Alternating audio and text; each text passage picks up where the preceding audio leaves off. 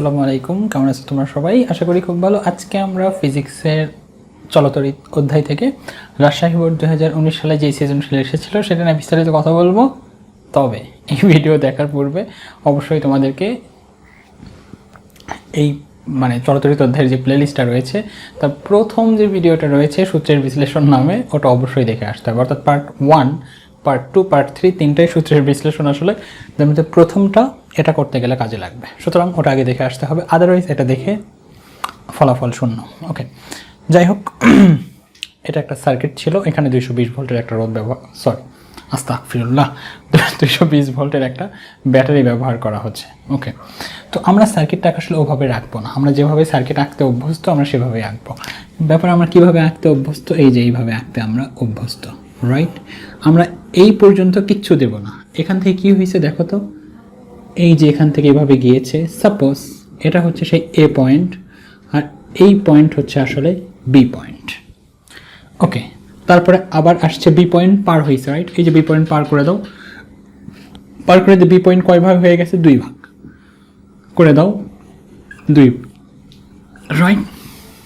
এই 2 ভাগ আবার কি হয়েছে দেখো তো, এক বিন্দুতে মিলিত হয়েছে। একটা হচ্ছে 2 আর একটা হচ্ছে 4, এবং 2, 4 আবার মিলিত হয়েছে, রাইট? তাহলে এই দুটাকে আবার এইভাবে মিলিত করে দিলাম, রাইট? এবং এই মিলিত প্রান্ত কোথায় চলে আসছে? ব্যাটারির শেষ প্রান্তে, এই যে দিলাম শেষ প্রান্তে। এই যে যেভাবে আঁকলাম প্রত্যেকটা সার্কিট এভাবে আঁকবো। আরেকবার ব্যাখ্যা করছি। ভোল্টেজ এটা কত? 220 ভোল্টের একটা ব্যাটারি ব্যবহার করা হচ্ছে। এই যে তার যাচ্ছে এ প্রান্ত, কিছু দূর গিয়ে বি, এই যে কিছু দূর গিয়ে বি, রাইট? ওকে, এরপর বি আরও যাচ্ছে, তাহলে এই যে বিকে আরও সামনের দিকে নিয়ে গেলাম, গিয়ে এই বিটা কয় ভাগ হচ্ছে? 2 ভাগ। ওকে, 2 ভাগ করে দিলাম, রাইট? এই 2 ভাগের একটাতে 4, সাপোজ এই যে এটা 4 আর একটাতে 2, এবং এই 2 আর 4 আবার কি হচ্ছে? এক বিন্দুতে যুক্ত হচ্ছে। তাহলে এই যে আমরা আবার করে দিলাম সেটাকে এক বিন্দুতে যুক্ত, এবং এই যুক্ত হওয়া তার এসে ব্যাটারির ঋণাত্মক প্রান্তের সাথে লেগে যাচ্ছে। তাহলে এই যে যুক্ত হওয়া তার ব্যাটারির ঋণাত্মক প্রান্তের সাথে লেগে গেল। তার মানে এই সার্কিট আর এই সার্কিটের মধ্যে কোনো ডিফারেন্সই নাই। এখন দেখো সার্কিট আসলে কত ইজি, রাইট? প্রত্যেকটা সার্কিট যখন আঁকবো তোমাদের কাছে এরকম ইজি মনে হবে। সার্কিট যতই ঝামেলাপূর্ণ দেওয়া থাকে, আমরা এই লজিক দিয়ে সার্কিটগুলো আঁকা শুরু করব।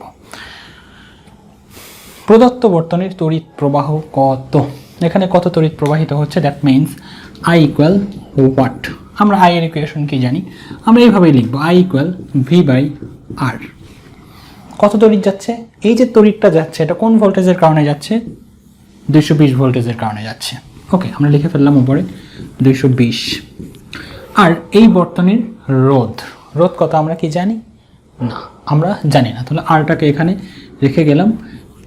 এখন এই বর্তনীর কি বের করতে হবে? তুল্য রোধ বের করতে হবে, কারণ এখানে রোধ চাইছে। আমরা কি রোধ 2 বসাবো নাকি 4 বসাবো? না, আমরা না 2 বসাবো না 4 বসাবো, বরং ওই 2 এবং 4 এর যে তুল্য রোধ হবে সেটা বসাবো। এখন এই দুটা রোধ কিসে আছে? সমান্তরালে আছে। আমরা কিভাবে বুঝলাম যে সমান্তরালে যখন রোধ থাকে তার সংজ্ঞা হচ্ছে যে যখন উপকরণগুলোর প্রথম প্রান্ত এক বিন্দুতে যুক্ত থাকে এবং দ্বিতীয় প্রান্তগুলো আলাদা একটা বিন্দুতে যুক্ত থাকে।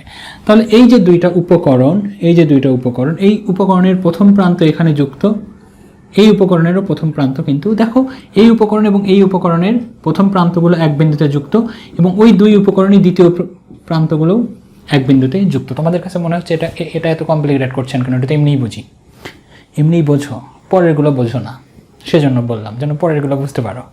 ওকে, তো তার মানে এই দুইটা কিসে আছে? আমাদের সমান্তরালে আছে। তো সমান্তরালে আমরা কীভাবে বের করি? 1/RP equal 1/2 1/4, right? তাহলে এরপর আমাদের কি হবে? এখানে আসবে 4, এখানে হবে 2 + 1, দ্যাট মিনস 3/4। তো 1/RPর মান যদি 3/4 হয়, তাহলে আরপি কত হবে? আরপি হবে উল্টায় যাবে, এটা হবে 4/3। এই 4/3 তুমি কোথায় বসাবো? এখানে বসাই দেবা। তাহলে কার মান পাবা? আয়ের মান পাবা। That's it. খুব ইজি একটা ম্যাথ, এগুলো কোনো ম্যাথের মধ্যেই পড়ে না। এই জন্যই বলেছিলাম এই অধ্যায়ের অঙ্কগুলো খুব সহজ, অযথাই তোমরা ঘাবড়ে যাও কেন সেটাই বুঝি না। ওকে, এরপরে ঘ নাম্বার বলছে, আমি আবারও বলছি, এই অঙ্ক পড়ার আগে অ্যাটলিস্ট সূত্র আলোচনার ফার্স্ট পার্ট দেখে আসো, তাছাড়া কিন্তু বুঝবা না। ওকে, এ ও বি এর মাঝখানে 10 ওহম রোধ যুক্ত করলে বিভব পার্থক্য কি পরিবর্তন হবে? ওকে, বিভব পার্থক্য আসলে কি এটা আগে ভালো করে বোঝো। আমরা যখন আসলে এভাবে বলছি যে এই বিন্দুর বিভব 10, বা আমরা যখন আসলে ভি বের করছি, ভি ইকুয়াল আইআর, আমরা আসলে এই ভিটা কি বের করছি জানো? বিভব পার্থক্য বের করছি। এটা বিভব বের করছি না, এটা বিভব পার্থক্য বের করছি। আমরা যদি বলি যে এখানে ভি আসলে 10, তার মানে আসলে বিভব পার্থক্য 10। হয়তো এই প্রান্তের বিভব ছিল আসলে 20, এই প্রান্তের বিভব হচ্ছে 10, এই 20 থেকে 10 বিয়োগ করে আমরা কত পাইছি? 10 পাইছি। তার মানে আমরা ভি যখন বের করি এটা আসলে বিভব বের করি না, আমরা কি বের করি? বিভব পার্থক্য বের করি। অর্থাৎ ওই যন্ত্র কি পরিমাণ ভোল্টেজ খরচ করছে ওই রোধটাকে অতিক্রম করতে।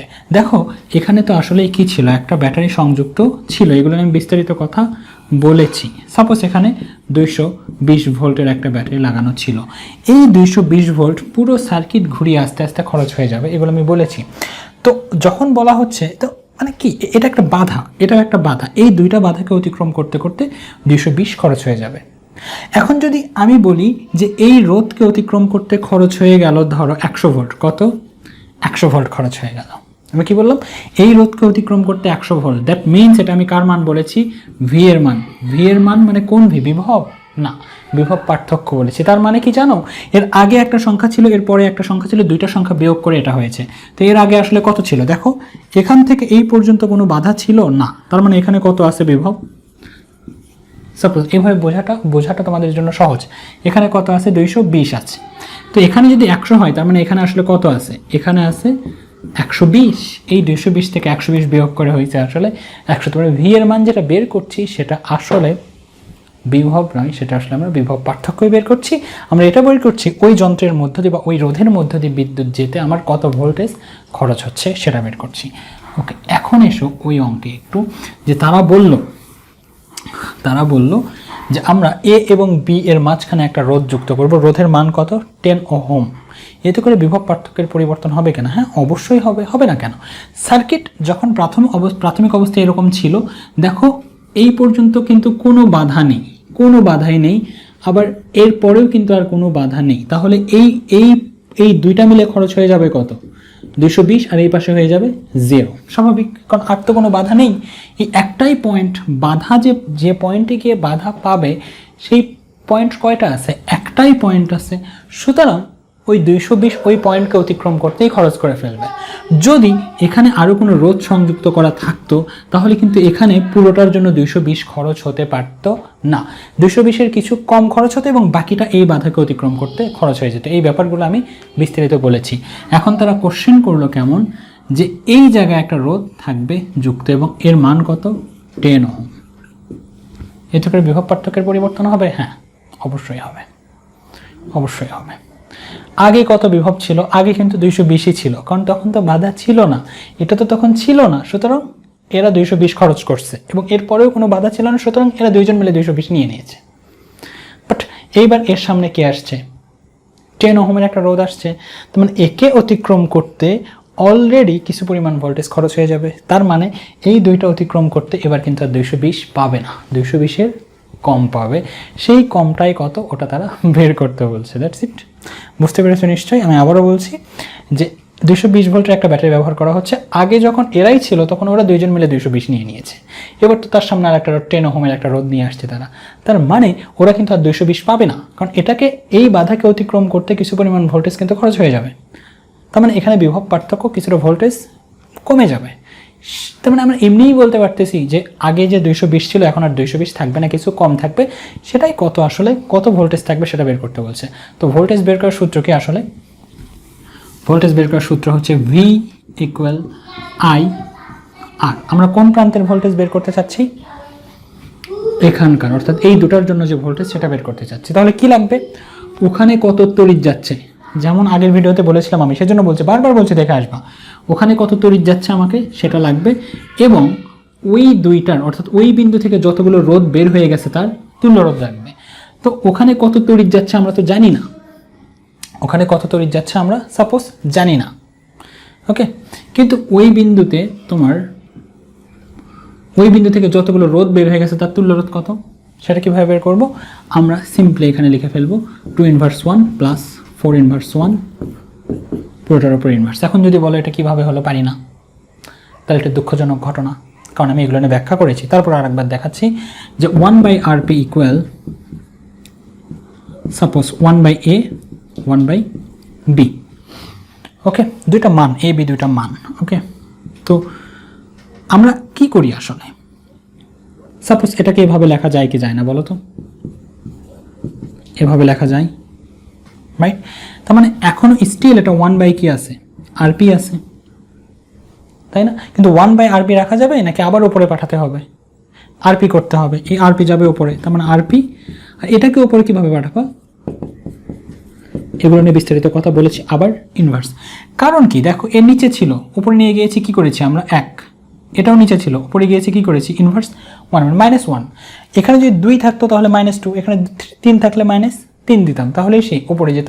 এবার আমাদের কি করতে হবে, পুরোটাকে উপরে নিয়ে যেতে হবে, সুতরাং পুরোটাকে ব্র্যাকেট দিয়ে -1, দ্যাটস ইট। কারণ এখানে মাইনাস ছিল সেজন্য এখানে এখানে 1 ছিল সেজন্য এখানে -1, এখানে 2 থাকলে এখানে -2 দিতাম, দ্যাটস ইট। তার মানে এটা হচ্ছে আমাদের তুল্য রোধ বের হয়ে গেল। এখন আমাদের কাজ কি, ওই বিন্দুতে কত তড়িৎ যাচ্ছে সেটা বের করা। কিভাবে বের করব? I ইকুয়াল কি, I ইকুয়াল হচ্ছে V/R, রাইট? V কত? V হচ্ছে এই 220 ভোল্ট। আর কত? এই 220 ভোল্ট কে পাচ্ছে? শুধু কি এ পাচ্ছে নাকি পুরো সার্কিট পাচ্ছে? সবাই পাচ্ছে। তাহলে রোধ কি হবে, পুরো সার্কিটেরই তুল্য রোধ বসবে, রাইট? কি হবে, পুরো সার্কিটের তুল্য রোধ। এখন পুরো সার্কিটের তুল্য রোধ কীভাবে বের করবা, এটা নিশ্চয়ই বলে দেওয়া লাগবে না। পুরো সার্কিটের তুল্য রোধ মানে এই ভি তো 220, পুরো সার্কিটের তুল্য রোধ আমরা কীভাবে বের করব, এই 10-এর সাথে ওই দুটো হয়ে যাবে যোগ। দ্যাট মিনস এই আর আবার কীভাবে বের হবে, 10 প্লাস 2 × 1 প্লাস 4 × 1। যদি বুঝতে না পারো আমি তোমাদের জন্য তুল্য রোধ আগে বের করে দিচ্ছি। ওকে, তো আমরা কিভাবে করব, এই দুটো যেহেতু সমান্তরালে রয়েছে, এই দুটাকে আগে কি করব, আমরা শ্রেণীতে করব। আমাদের সার্কিটটা কেমন ছিল, সার্কিট ছিল এমন, এখানে একটা রোধ, এই জায়গায় দুইটা রোধ, ওকে, এবং এরকম, তাই না?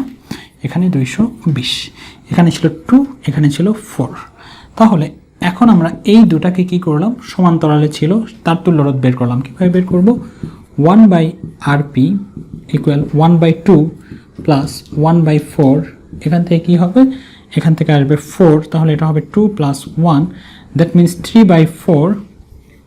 এখন 1/RP আসছে 3/4, তাহলে RP কত হবে, RP হবে 4/3, রাইট? তো এই দুইটা রোধের পরিবর্তে আমার কত রোধ ব্যবহার করতে হবে, আর একটা রোধ ব্যবহার করব যার মান হলো 4/3, আর এটা কত ছিল 10। এখন এই দুটো কিসে আছে দেখো তো, শ্রেণীতে আছে। শ্রেণীতে রোধের সংজ্ঞা আমি কীভাবে বলেছিলাম, যে তড়িৎ উপকরণগুলো যদি এমনভাবে সজ্জিত থাকে যে প্রথম উপকরণের দ্বিতীয় প্রান্ত দ্বিতীয় উপকরণের প্রথম প্রান্তের সাথে, তো এটা একটা উপকরণ যার দ্বিতীয় প্রান্ত দ্বিতীয় উপকরণের প্রথম প্রান্তের সাথে যুক্ত, তার মানে এরা কিসে আছে, শ্রেণীতে আছে। শ্রেণীতে থাকলে কীভাবে তুল্য রোধ বের করতে হয়, সিম্পলি যোগ করতে হয়। তার মানে এখন আমরা কি করব, এই 10 প্লাস 4/3 সিম্পলি যোগ করে দেব। তাহলে এটা কত হবে আসলে 3, that means 30 plus 4, that means 34/3। মানে পুরো সার্কিটের তুল্য রোধ কত হচ্ছে আমার, মানে এতগুলো রোধ বাদ দিয়ে আমরা এবার কি করব, 34/3। এইরকম একটা তুল্য রোধ আমরা পেয়ে গেলাম। এই তুল্য রোধ কোথায় বসবে, আসলে এখানে বসবে। তাহলে এটা যদি এখানে বসে, পুরো সার্কিটের কত তড়িৎ প্রবাহিত হচ্ছে সেটা বের হবে। আর এই তড়িৎ প্রবাহটা আমরা বসাবো এখানে, কারণ এখানে যে তড়িৎটা যাচ্ছে, তড়িৎ কিন্তু কোথাও গিয়ে ভাগ হয়নি, এই ভোল্টেজের কারণেই কিন্তু তড়িৎটা যাচ্ছে, তড়িৎ কিন্তু ভাগ হয়নি, আসলে তড়িৎ কিন্তু ভাগ হয়ে যায়নি। এগুলো নিয়ে আমি এর পরের ভিডিওতে কথা হবে, আসলে কমপ্লিকেটেড আস্তে আস্তে আসবে। সুতরাং এই হলো মূলত প্রসিডিউর, যে কীভাবে অঙ্ক করতে হয়। মানে এই তুল্য রোধ বের করা, আমি জাস্ট সার্কিটটাকে সহজ করে দেবো তোমাদের জন্য, মান বের করাটাকে নয়। ওকে, তবে তোমরা যখন তুল্য রোধ বের করবা, প্রত্যেকটা অংশের জন্য আলাদা আলাদাভাবে সার্কিট আঁকবা।